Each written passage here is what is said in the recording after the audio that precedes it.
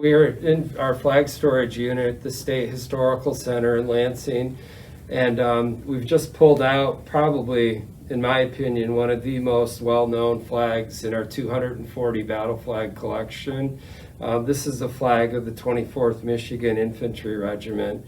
The 24th fought with the Iron Brigade, which was a group of men from Wisconsin, Indiana, and Michigan. 24th was a late addition to the brigade. In fact, the Iron Brigade had earned its name already by the time the 24th joined it in August of 1862.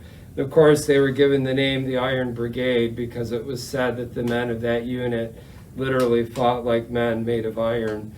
They were also known as the Black Hat Brigade. The Iron Brigade was the only brigade in the Union Army where all the men wore a hardy hat into battle, a very formal dress hat with the brim pinned up at the side and a beautiful plume, a beautiful feather coming out of it. The Confederates knew the boys of the Iron Brigade by a different name. They called them the damn Black Hats because of the way they were known to have fought. I mentioned the 24th was a late addition. They formed in August of 1862. Somewhat ironically, as the result of a riot in the city of Detroit. There had been a recruiting drive for another regiment in Detroit, and the story was that some Southern sympathizers had slipped across the border and had kind of started to get the crowd riled up, and it ended up turning into a full-scale riot. In fact, the speakers at the ceremony had to seek shelter in a nearby store. It got so bad. This was a black mark on the city of Detroit. The recorder's judge of Wayne County was a man by the name of Henry Morrow, and he didn't want this black mark to stand against the city of Detroit. So he and the undersheriff of Wayne County, a man by the name of Mark Flanagan, decided they were going to form an all-volunteer regiment, and they were going to form it entirely from Wayne County, and they were going to form the regiment quicker than any other regiment had formed. In less than 2 weeks' time, they had encouraged and enlisted a full regiment of men from Wayne County, including Henry Ford's two uncles, John and Barney Litigott, and a man by the name of Abel Peck, who ended up becoming the flag bearer for the regiment. Peck we'll speak a little bit of. We know a lot about him because he wrote wonderful letters back home to his daughter Alice. He was a widower, and he'd left his child in the care of relatives so he could enlist with the 24th Michigan. He was not a young man. We think he was in his mid-40s when he enlisted. But these letters that he wrote home to Alice were wonderful, and they're currently in the archives at the MSU archives. We have transcribed copies of them in our office. He wanted to shield his daughter Alice from some of the horrible things that he was witnessing during the war. So he tended to write more about the farm ground that they were passing through. He being a farmer, that made a lot of sense. He always addressed his letters, "My dearest child," and he almost always signed them with fondest regard, "Your father Abel." One of the first letters that he wrote to Alice, he said, "You no doubt have heard by now that I've enlisted in Morrow's regiment at the 24th Michigan." He said, "They're a group of fine men that I'm fighting with." And he said, "I don't want you to worry about me." He said, "I know that you're concerned about me."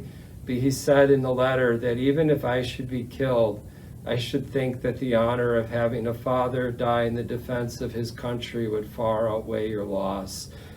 With fondest regard, your father Abel.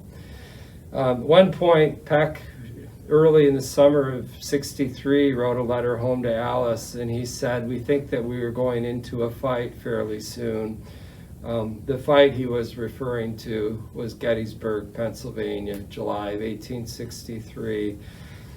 The Iron Brigade and the boys of the 24th marched into battle. The first man of the regiment to be killed that day was Abel Peck, the color bearer. This was near the railroad cut near McPherson's Woods. After Peck was killed, 8 other men died carrying this battle flag. The regiment went on to suffer, we believe, the highest casualties of any of the 400 Union regiments at Gettysburg. They took 80% casualties. 9 men died in total defending this battle flag. One of the last men to be wounded carrying the flag was the colonel of the regiment, Henry Morrow. You may wonder why a colonel of the regiment would end up being the flag bearer. All of his color guard had been killed. All of his color bearers had been killed. There's an incredible account of the 24th action at Gettysburg, where color guard after color guard, color bearer after color bearer was being killed. Morrow came up and took the flag when one of his last color bearers had been killed. One of the privates of the regiment came up and said, "The colonel of our regiment will never carry the colors so long as I'm alive." He was killed almost instantly. Morrow picked the flag up a second time until he was wounded. This flag, in my opinion, and the stories associated with it, represent as good as any flag in this collection can.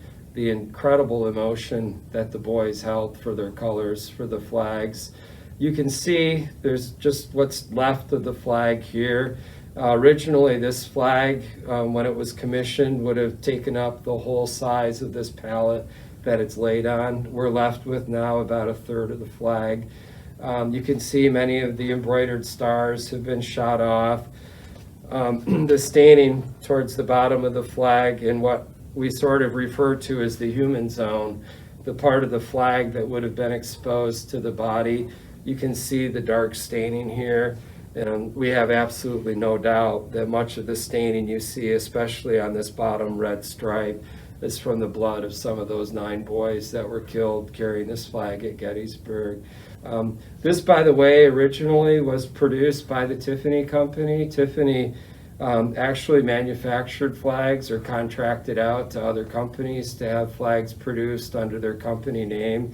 A signature Tiffany flag, as you see here, would have a gold bullion fringe on the bottom. That's actually real gold, threads dipped in gold to make this fringe. Very heavy. In fact, one of the letters home to Alice, Peck complained that the fringe was too much for his flag and that it was starting to tear the flag apart. Embroidered stars, another signature of a Tiffany flag. And typically the regimental designation, which normally would have been on the 4th red stripe down from the top, the original was also embroidered with the regimental designation. And this is what we have left of the flag.